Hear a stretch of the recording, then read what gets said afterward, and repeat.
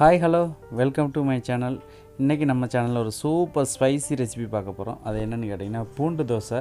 So நம்ம நண்பர் வந்துட்டு தோசையில் ஏதாவது வெரைட்டி கொடுங்கன்னு சொல்லியிருந்தார். அவருக்காக இந்த ஒரு ஹெல்த்துக்காக தான், அவர் கேட்டதுக்காக அவருக்கு இந்த ரெசிபி நம்ம போட்டிருக்கோம். வாங்க வீடியோக்குள்ளே போகலாம். அதுக்கு முன்னாடி நம்ம சேனலுக்கு ஃபஸ்ட் டைம் வர நம்பர் வந்து மறக்காம நம்ம சேனலை சப்ஸ்கிரைப் பண்ணுங்கள், கூட இருக்க பெல் ஐக்கானை கிளிக் பண்ணிக்கோங்க. வாங்க வீடியோக்குள்ளே போகலாம். இப்போ நம்ம ஒரு ஃப்ரை பேன் எடுத்துருக்கோம். ஸோ அதில் வந்துட்டு பார்த்திங்கன்னா ஃபஸ்ட்டு வந்துட்டு நம்ம பூண்டு ஆட் பண்ணுவோம். கார்லிக் ஆட் பண்ணி நம்ம வந்து கார்லிக் வந்து ஃப்ரை ஆகணும். ஏன்னா கார்லிக்கெல்லாம் கொஞ்சம் பெருசாக இருக்கிறதுனால வந்து பார்த்திங்கன்னா கொஞ்சம் டைம் எடுக்கும். ஸோ அதனால் வந்துட்டு இதே தான் வீடியோ வந்துட்டு கொஞ்சம் நான் ஃபாஸ்ட் பண்ணி தான் வச்சு நான் பண்ணுறேன். ஸோ இதெல்லாம் ப்ராப்பராக வாட்ச் பண்ணுங்கள். இதை வீட்டில் ட்ரை பண்ணி பாருங்கள். ஸோ இதை நீங்கள் ஒன்ஸ் ஃபேஸ்ட் பண்ணி வச்சிங்கன்னா இதை 2-3 நாளைக்கு கூட நம்ம வந்து வச்சு யூஸ் பண்ணிக்கலாம். ரொம்ப நல்ல செம்ம டேஸ்ட்டாக இருக்கும். வீட்டில் ட்ரை பண்ணி பாருங்கள். ஸோ இப்போ பார்த்திங்கன்னா நம்ம வந்துட்டு பூண்டு போட்டோம். அதுக்கப்புறம் வந்து பார்த்திங்கன்னா கொஞ்சம் வரமிளகாய் ஆட் பண்ணியிருக்கோம். அதில் ஒரே ஒரு வெங்காயம் வந்துட்டு பெரிய வெங்காயம் ஒன்று கட் பண்ணி போட்டிருக்கோம் சின்னதாக. ஸோ இது எல்லாமே வந்துட்டு நல்லா ஃப்ரை பண்ணுறோம்.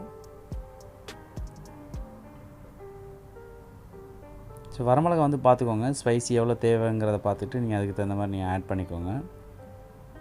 இப்போ நம்ம இந்த போட்டிருக்க குவான்டிட்டி வந்து பார்த்திங்கன்னா ஒரு 10 தோசை வரையும் சுடலாம். ஒரு தோசைக்கு ஒரு ஸ்பூன் அந்த பேஸ்ட் வச்சு நம்ம அப்ளை பண்ணி சுட்டோம்னா கூட வந்துட்டு 10 தோசை சுடலாம். நீங்கள் இப்படி சுட்டு கொடுத்தீங்கன்னா நானே 5 தோசை சாப்பிட்டேன் நேற்று. ஸோ இந்த சட்னி இது கார்லிக் சாஸ் ரெடி பண்ணி. ஸோ அதனால் வந்துட்டு வீட்டில் வந்துட்டு ரொம்ப ஹெல்த்தி தான். கார்லிக்கு பூண்டு சாப்பிட்றதுனால பூண்டும் மிளகாவும் வந்துட்டு பார்த்திங்கன்னா ரொம்ப ஒரு நல்ல காம்பினேஷன். இது ரெண்டையும் சாப்பிடும்போது ஸ்பைசியும் தெரியாது, அந்த பூண்டோட எஃபெக்ட்டும் நமக்கு தெரியாது. அதனால் ரொம்ப நல்லாயிருக்கும், வித்தியாசமான ஒரு டேஸ்ட் இருக்கும். நீங்கள் ட்ரை பண்ணி பாருங்கள்.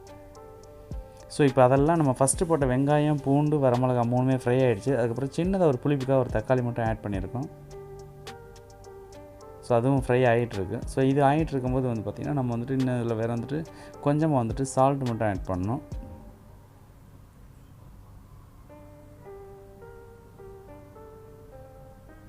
ஸோ இது மூணையும் வந்துட்டு நல்லா அந்த டொமேட்டோ பாயில் ஆகிற வரையும் நல்லா குக் பண்ண வேண்டியது. நல்லா ஃப்ரை பண்ணிக்கோங்க. ஆயில் கொஞ்சம் கூடவே வைங்க, அப்போ தான் வந்துட்டு அது சீக்கிரம் கெட்டு போகாமல் இருக்கும். அதுக்காக தான் நம்ம ஆயில் கூட வைக்கிறது. ஸோ இது எல்லாமே ஃப்ரை ஆகிடுச்சு. இப்போ கொஞ்சமாக பெருங்காயம் மட்டும் ஆட் பண்ணுறோம்.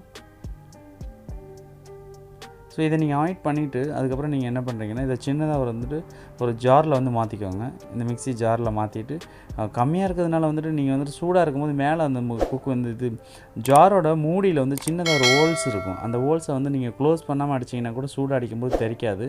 ஸோ பயப்பட வேண்டியது கிடையாது. இல்லை அந்த மாதிரி பயப்படுறவங்களா இருந்தால் நீங்கள் இதை நல்லா வந்துட்டு ஒரு 10 நிமிஷம் ஆஃப் பண்ணி விட்டுட்டு ஆறுனதுக்கப்புறம் நீங்கள் எடுத்து அடிச்சுக்கலாம். ஸோ இப்போ நான் அரைச்சி எடுத்துட்டேன். இதை அரைச்சது என்ன பொசிஷன் அரைச்சிருக்கேன்னு பாருங்கள். இது எதுக்காக நம்ம இப்படி பரபரன்னு அரைக்கிறோன்னா அந்த பூண்டு வந்து சின்ன அந்த ஒரு பல்ஃபியாக இருந்தால் தான் சாப்பிடும்போது நமக்கு அந்த ஒரு ஃபீல் இருக்கும். அதுக்காக தான் வந்துட்டு நம்ம இப்படி அரைக்கணும். ரொம்ப பேஸ்ட்டாக அரைச்சா அது எது பூண்டு என்னங்கிறதே தெரியாமல் போயிடும். அதுக்காக தான் நம்ம இப்படி பண்ணுறோம். சரி வாங்க இப்போ ஒரு சின்னதாக ஒரு தோசை போட்டு நம்ம ட்ரையல் பார்த்துருவோம். ஸோ நான் 1.5 கரண்டி மாவு எடுத்து வீட்டில் அம்மா ஊற்றுற மாதிரியே ஒரு அழகான ஒரு தோசை ஊற்றிருக்கேன். எப்படி ஊற்றிருக்கேன்னு பாருங்கள். இந்த தோசை நல்லா இருந்துச்சுன்னா அந்த வீடியோக்கு ஒரு லைக் பண்ணுங்கள். தோசை சூப்பர்னு நம்ம சேனல் இது வீடியோ கீழே கமெண்ட் பண்ணுங்கள். ஸோ இப்போ என்ன பண்ணுறோன்னா ஒரு ஸ்பூன் சட்னி, இப்போ நம்ம ரெடி பண்ண அந்த பேஸ்ட்டை எடுத்து ஒரு ஸ்பூன் எடுத்து நம்ம அதில் அப்ளை பண்ணணும். அப்ளை பண்ணிவிட்டு கொஞ்சம் நல்லா அந்த தோசை வந்து கிரிப்ஸி ஆனதுக்கப்புறம் தான் நீங்கள் போடணும், உடனே போடக்கூடாது.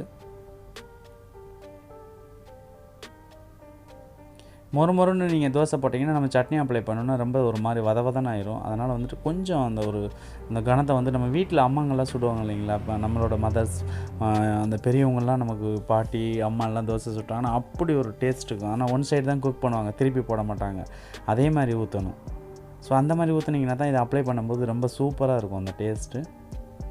ஸோ நமக்கு வந்துட்டு ஒரு 60% மேலே அந்த தோசை வந்து குக் ஆகிடுச்சு. இந்த பொசிஷன் வரும்போது நீங்கள் இதிலேருந்து ஒரு தோசைக்கு ஒரு ஸ்பூன் அப்ளை பண்ணிங்கன்னா போதும். ஏன்னா வரமிளகா கார்லிக்கு நமக்கு நல்ல ஸ்பைசி கொடுக்கும். ஸோ அதனால் வந்துட்டு இதை நம்ம வந்துட்டு ஒரு ஸ்பூன் அப்ளை பண்ணிவிட்டு ஸோ நல்லா வந்துட்டு ஃபுல்லாக எல்லா பக்கமும் படுற மாதிரி நம்ம அப்ளை பண்ணணும்.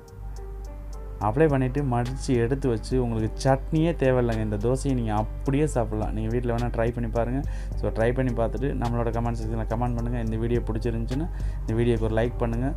இந்த ரெசிபி கரெக்டுன்னு உங்களுக்கு தோணுச்சுன்னா இதை உங்களோட நண்பர்களுக்கு ஷேர் பண்ணுங்கள். ஸோ அவங்களும் டேஸ்ட் பண்ணி பார்த்துட்டு சந்தோஷப்படட்டும். தேங்க்யூ. நான் நெக்ஸ்ட்டு ஒரு நல்ல ஒரு ரெசிபியோடு உங்களை மீட் பண்ணுறேன். நன்றி, வணக்கம்.